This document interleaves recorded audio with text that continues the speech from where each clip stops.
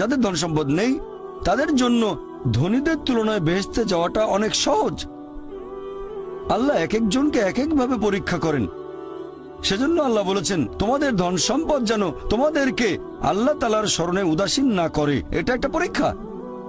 আরেকটা পরীক্ষা হচ্ছে সন্তুষ্টি, নিজে সন্তুষ্ট থাকা।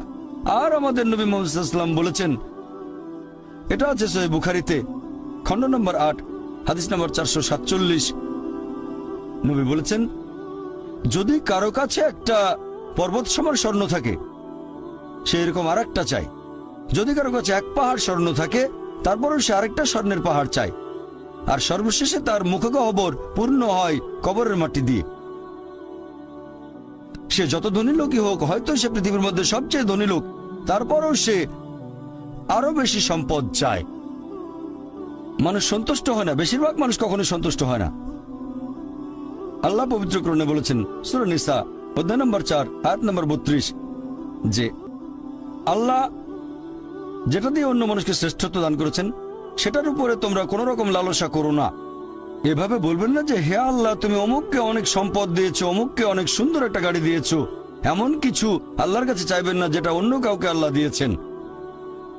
এতে লোকসান হবে আপনার। আর আমাদের প্রিয় নবী মুহাম্মদ সাল্লাল্লাহু আলাইহি সাল্লাম বলেছেন, এটা আছে সহিহ বুখারীতে খণ্ড নম্বর 4, আমাদের নবী বলেছেন যে সেই লোকদের দেখো যাদের ভাগ্য তোমার চেয়ে খারাপ।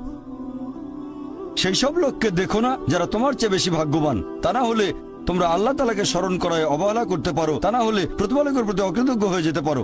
তাহলে নবী বলেছেন তাদেরকে দেখো যাদের ভাগ্য খারাপ। তখন আপনি বলছেন আচ্ছা এই লোকটার তো কোনো গাড়ি নেই, আমার একটা মারুতি অন্তত আছে। তাকে দেখবেন না যারা সে মার্সিডিজ। ও আমার মার্সিডিজ নেই কেন? ওই লোকের গাড়ি নেই, আমার তো একটা আছে। আপনি আল্লাহকে ধন্যবাদ জানাবেন। যখন মার্সিডিজ গাড়ির মালিকের সাথে নিজেকে তুলনা করবেন, ও আমার কেন মার্সিডিজ গাড়ি দিলেন না, তাদেরকে দেখবেন যাদের ভাগ্য খারাপ। তাহলে আপনি আল্লাহ সুবহানাহু ওয়া তাআলাকে স্মরণ করছেন। আর এটাই বৈশিষ্ট্য মানুষের। এরকম একটা গল্প যে এক লোকের মনে অনেক দুঃখ, কারণ তার কোনো জুতো নেই। তারপরে সে একটা লোককে দেখলো যার একটা পাই নেই। লোকটা অভিযোগ করতো আল্লাহর কাছে যে জুতো নেই, আল্লাহর কাছে অভিযোগ করতো আমার কোনো জুতো নেই। তারপর সেই লোকটাকে দেখলো যার একটা পা নেই। তখন সে আল্লাহকে ধন্যবাদ জানালো, আমার অন্তত দুটো পা আছে। তাহলে সন্তুষ্ট হওয়া একটা পরীক্ষা। আমাদের নবী মুহাম্মদ সাল্লাল্লাহু আলাইহি ওয়াসাল্লাম বলেছেন, এটা আছে সহিহ বুখারীতে খণ্ড নম্বর 8 যে সত্যিকারের সম্পদ হচ্ছে সন্তুষ্ট হওয়া, ধন সম্পত্তি নয়। সত্যিকারের সম্পদ হলো সন্তুষ্ট হওয়া, পরিতুষ্ট হওয়া। আপনার যা কিছু আছে সেটার জন্য বলবেন আলহামদুলিল্লাহ, সকল প্রশংসা আল্লাহর। তাহলে হবেন সত্যিকারের মুমিন, হবেন সত্যিকারের বিশ্বাসী, হবেন সত্যিকারের মুসলিম, সন্তুষ্ট থাকবেন।